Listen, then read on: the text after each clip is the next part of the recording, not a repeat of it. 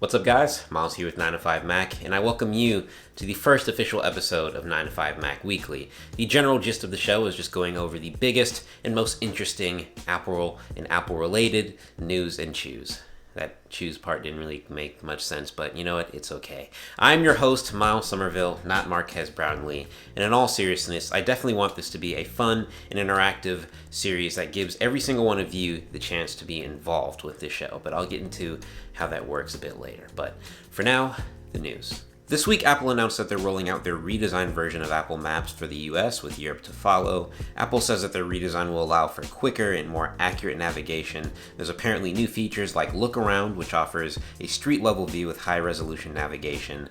And I think this is good. Apple has slowly but surely been improving Apple Maps in the recent years, but Google Maps has still always kind of been king for me personally, just because of how well it integrates with Google services in my Google account. But hey, maybe one of these days I might maybe give Apple Maps a try. Maybe it's worth a video. Q4 2019 earnings reports are showing that Apple actually managed to best Samsung in the amount of mobile units shipped, but still ended up falling behind Huawei for the entirety of 2019. So in the entirety of 2019, Huawei sold about 240 million smartphone units, while Apple only sold a sad, measly 197 million units. They're just really falling behind. Honestly, you would think that given the whole Google services issue with Huawei phones, Apple would have some sort of leg up because people would not buy their phones because they're unusable for a lot of people, especially Google users like myself, but I guess not. And you got to think about the fact that Huawei also kind of has a phone or a product for everyone and at every price point. For example, I could walk into a Huawei store with $500 and walk out with a smartphone, a smartwatch, and Bluetooth wireless earbuds. If I wanted to do the exact same thing at Apple, I'd need at least $800, and that'd be getting like an iPhone 8 from that's like over 2 years old at this point.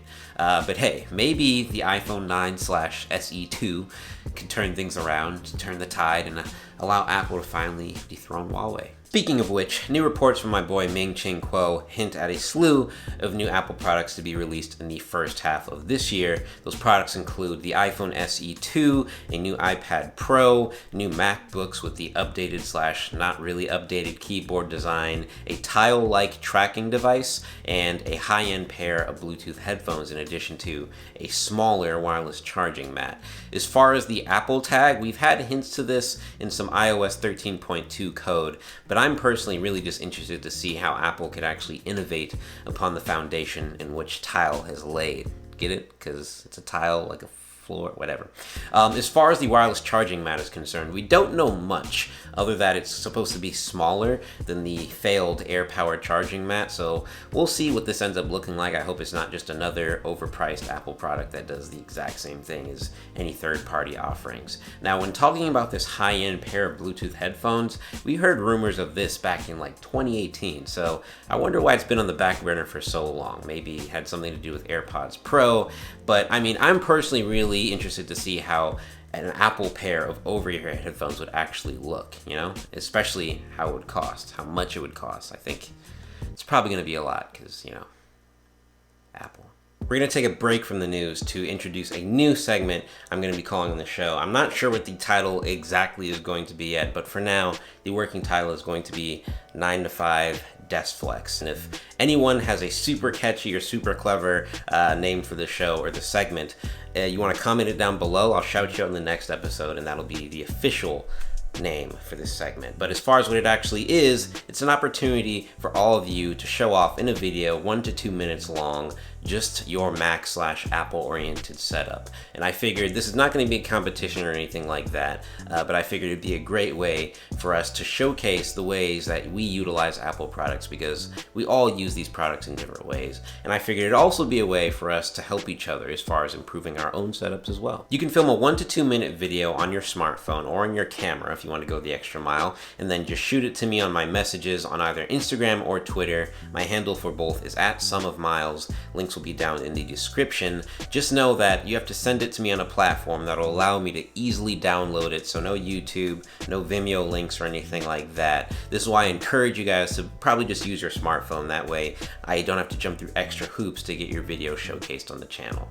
But let's take a look at the very first setup of 9to5 Desk Flex on 9to5Mac Weekly. Hello, this is my quick setup. Miles told me to get a clip of everything I use on a day-to-day basis, so here it is. So this is a 13-inch MacBook Pro, the 2019 model. It's slightly upgraded from the base. It has upgraded RAM and upgraded storage. With that, powering it is the Mantis eGPU enclosure, which houses my Vega 56 graphics card, and that helps. Oh shit! All right, and that helps, boost performance. And with that, here I'm just gonna quickly talk about the Logitech Craft and the MX Master 3. These two peripherals are beautiful for my workflow, and they connect via Bluetooth. And with that, I'm using the BenQ EX3501R monitor. It's a 35-inch curved ultra wide. It's beautiful, especially for like huge timelines like Adobe Premiere, which I'm currently working on. I could just make it massive like that, and it's absolutely wonderful to work on. And these are some creative sound blast speakers. There's some budget speakers. They're not that great. That's the one thing that I want to upgrade next, definitely. But here's another accent light that I have, which is the screen bar lamp from BenQ and an Amazon Fairy Light. But anyways, I have some Hypebeast figurines. But here is a wireless charger and a wireless hub.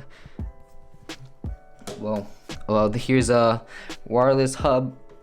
Well, here's a charging hub with a wireless pad on it by Moxcom. It has a 40-watt power delivery USB-C and three USB ports, and a wireless charging pad, which was charging just my basic iPhone XR.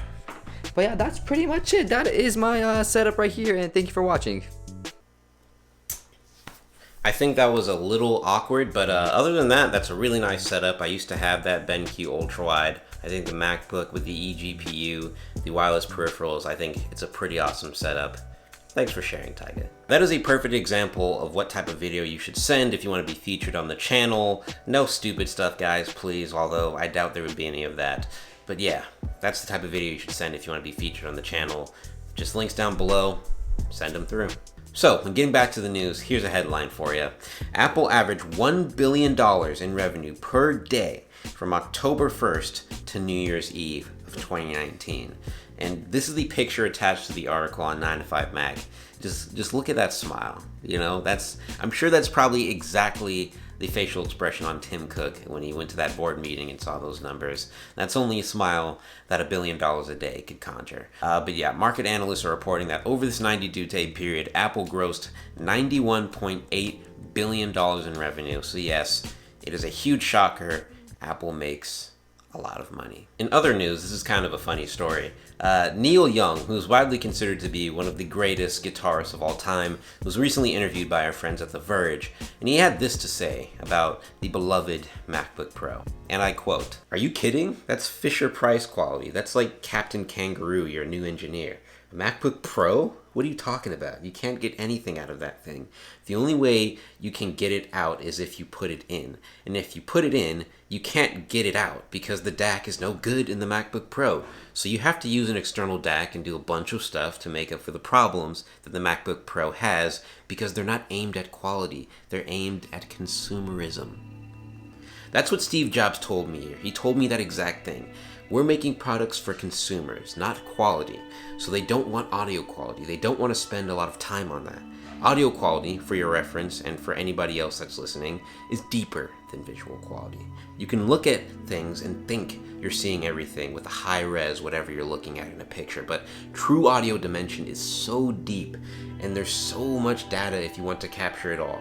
In the echo, in the softness, in the loudness, and the difference as things are decaying and getting smaller and smaller as they go away. That's part of the beauty of sound, and the beauty of music is based on that, is that you can hear all of the detail. Now, when you talk about doing that on a MacBook Pro, it makes me barf. So here's my thing.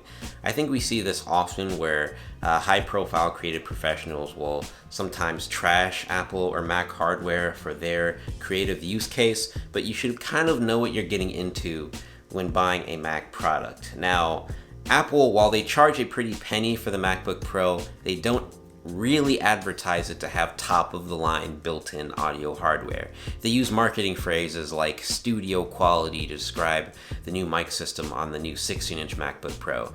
The word studio could mean literally anything, you know? And if we're being real, MacBook Pros, compared to other high-end laptops in that price bracket, the MacBook Pro has one of the best audio setups if we're talking about speakers and mic on a laptop, period. So I think if you look further into the article on the website, you can kind of see why Neil Young might have some disdain for Apple and the products they make, but I think it's safe to assume that he probably didn't cop the 16-inch. For our final story, new reports are suggesting that Apple might be interested in acquiring MGM, or Metro-Goldwyn-Mayer, which is one of the oldest and longest running film studios in the world. They were founded in 1924, and they own franchises like James Bond, Tomb Raider, Pink Panther, RoboCop. The list goes on. There are very few details as far as to when this acquisition would be taking place, but reports suggest that this was an acquisition or an idea that was brought forth by